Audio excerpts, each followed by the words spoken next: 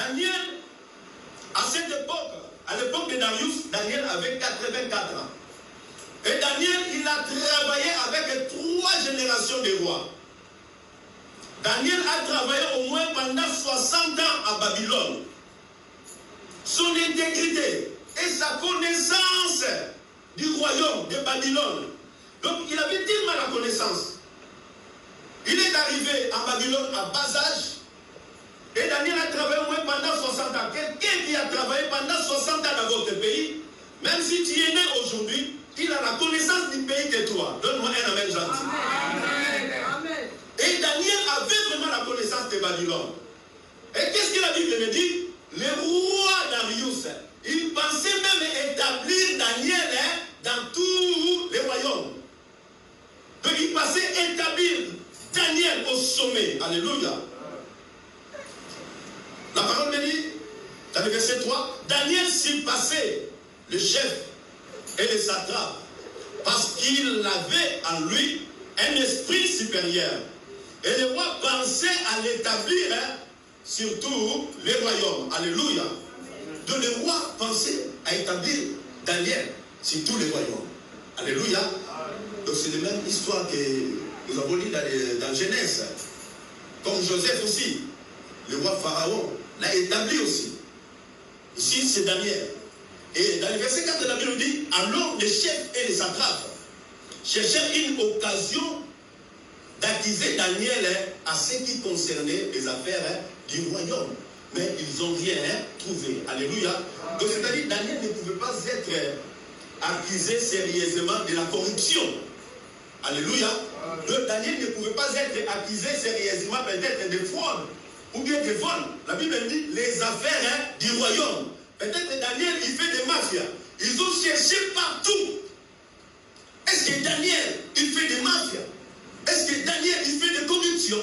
Est-ce que Daniel, il vole quelque chose? Ils ont regardé partout, les satrapes, tous les chefs. Ils ont cherché, mais ils n'ont rien trouvé dans la vie de Daniel. La Bible dit, il était tellement un homme intègre. Mais qu'est-ce qu'ils ont fait? Ils ont dit non.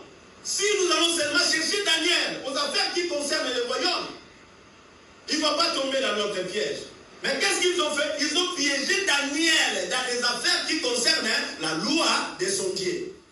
Ils ont utilisé maintenant le deuxième commandement de la Bible. La Bible me dit, tu n'auras pas d'autre Dieu devant ma face. Les conspirateurs, les personnes mal intentionnées, alléluia, pendant que tu veux avancer dans ta vie, même dans le domaine spirituel, laisse-moi te dire que non, les personnes mal intentionnées, ils sont là pour te tirer en arrière. Leur but, que tu n'avances pas spirituellement. Leur but, que tu restes toujours flou. Leur but, c'est que la voix reste toujours sur ton visage, que tu ne voies pas bien. Pendant que Daniel surpassait les satrapes, tous les chefs, la Bible me dit, les fonctionnaires, donc c'est-à-dire les avantages que Daniel avait sur le royaume, a tissé de la haine, a tissé de la jalousie contre les fonctionnaires. Alléluia. Les fonctionnaires, ils ont eu de l'envie. Et l'envie s'échangea à haine radicale. Alléluia. Cette envie était changée à haine radicale. La parole me dit, alors les chefs et les satrapes cherchèrent une occasion d'accuser Daniel à ce qui concerne les affaires du royaume, mais ils ne purent trouver aucune occasion, ni aucune chose à reprendre. Parce qu'il était fidèle et qu'on a persévéré, plutôt, chez lui, ni faute, ni rien de mauvais. Et ces hommes disent, nous ne trouverons aucune occasion contre ce Daniel, à moins que nous n'en trouvions une dans la loi de son Dieu.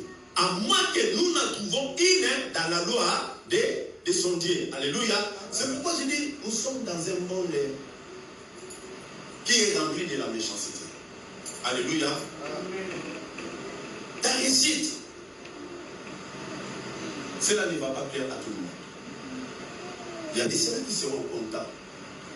Il y a des ceux aussi qui ne seront jamais contents. Alléluia. Qu'est-ce qu'ils ont fait? Ils ont utilisé maintenant la loi de son Dieu. Dans les affaires du royaume, ils ont piégé Daniel à chaque reprise. Mais ils n'ont trouvé aucune occasion, aucune faute pour l'accuser. Mais ils ont utilisé maintenant le deuxième commandement de la Bible pour détruire Daniel. Les secrets de notre force. Alléluia. Importe des épreuves. Les chrétiens ne sont pas appelés à utiliser des ruses pour réussir dans leur vie. Alléluia. J'ai dit, peut-être nous courons tous dans la même direction, mais nous ne serons pas récompensés de la même manière. Un chrétien ne doit pas utiliser une ruse pour détruire son frère, pour détruire sa sœur. Un chrétien ne sont pas appelés à avoir de mauvaises intentions pour marcher sur les autres. Non. Amen. Alléluia. Ici, nous voyons comment ils ont utilisé les ruses pour détruire Daniel. Mais la Bible dit que Daniel était juste. À lui, il n'y avait aucune faute. Alléluia. Dans le verset 6, la Bible dit, puis ses chefs, ses satrapes, se rendirent tumultueusement auprès du roi et lui parlèrent ainsi, roi Darius, vis éternellement. Tous les chefs du royaume, les intendants, les satrapes, les conseillers et les gouverneurs sont d'avis qu'il soit publié un édit royal avec une défense sévère portant que quiconque dans l'espace de 30 jours adressera des prières à quelque dieu ou à quelque homme, excepté à toi, ô roi, sera jeté dans la fosse au lion. Maintenant, ô roi, confirme la défense. Et écrit ce décret afin qu'il soit irrévocable. Donc, la loi ne sera à aucun cas modifiée, irrévocable. Alléluia. Et la Bible dit, selon la loi de Médès et de Perse, qui est immuable, là-dessus, le roi Darius écrivit les décrets et la défense. Lorsque Daniel sut que dans le verset 10, lorsque Daniel sut que les décrets étaient écrits, il se retira dans sa maison où les fenêtres de la chambre supérieure étaient ouvertes dans la direction de Jérusalem. Et 3 fois par jour, il se mettait à genoux, il priait et louait son Dieu comme il le fait auparavant. Alléluia. Donc Daniel, quand il a su que les décrets étaient écrits, Daniel n'avait pas croisé les bras. Les secrets de notre force. Alléluia. Amen. Les secrets de notre force. Nous, les croyants de la lumière. Nous, les chrétiens. Il a su que les décrets étaient écrits. Au lieu qu'il soit paniqué, Daniel n'était pas paniqué. Donne-moi un amen bien. Aujourd'hui, il y a des chrétiens qui sont paniqués à cause des épreuves, à cause des circonstances. Alors que nous prions un Dieu. Quand tu pries, tu maîtrises bien ces versets bibliques. Tu dis à chaque fois, il est le maître des temps. Il est le maître des circonstances. Même quand il y a des circonstances, même quand il y a des épreuves, bien aimé, que le Seigneur te donne encore la force de prier, de se retirer dans la chambre haute. Après, c'est la réponse. Quand la réponse, quand Dieu va répondre, à ce moment-là, les gens sauront qu'il y a un Dieu dans ta vie. Alléluia. Le secret de notre force. Daniel a su que le décret a été écrit. Au lieu d'être paniqués, aujourd'hui les chrétiens, ils sont paniqués pour rien du tout. Ils sont paniqués parce qu'il y a des épreuves. Ils sont paniqués parce qu'il y a des circonstances. Alors que le Dieu que tu pries, le Dieu que tu sers, il est le maître des temps, il est le maître des circonstances. Si aujourd'hui Dieu n'a pas intervenu, si demain Dieu n'a pas agi, si après demain Dieu n'a pas agi, je sais que mon Seigneur est vivant.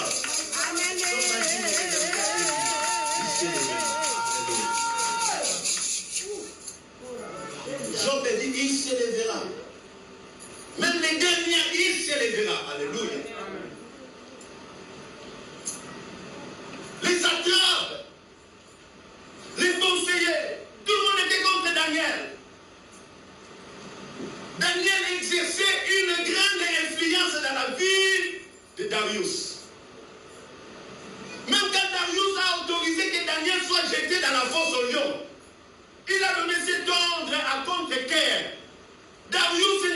pas comme ça. Donne-moi un amen gentil. Bien aimé, tout le monde n'est pas contre toi. Alléluia. Amen. Il y a des gens qui peuvent être contre toi. Il y a certaines personnes aussi qui ne sont pas contre toi. Alléluia. Mais Dieu veut seulement se manifester dans ta vie. Amen. Dieu, il ne veut pas de nous amener tout le monde pour nous tuer. Mais nous amener qu'à y est mon famille monde ça va quatre fois pour y aller. Mais ils ne sont pas contre toi. Alléluia. Amen. Il exerçait tellement une grande expérience. La Bible me dit, il attendait à tout prix pour sauver Daniel. Et c'était sans succès. Et certaines personnes dans la vie, ils sont là, ils disent, ah, mon frère souffre. Je vais lui porter main d'association. Mais quelquefois, nous avons dit non, qu'il reste de côté. Parce que nous avons besoin de se manifester dans ta vie. Il y a certaines choses bien aimées dans nos vies. Nous avons les laisse pour que sa gloire soit manifestée. Ils ont demandé à Jésus, les disciples ont posé cette question à Jésus. Qui a péché? Pour que cet homme soit né aveugle. Est-ce que c'est lui ou c'est ses parents qui ont péché?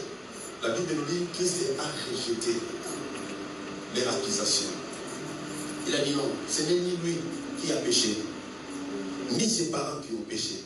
C'est pour que la gloire de Dieu soit manifestée dans la vie de cet homme.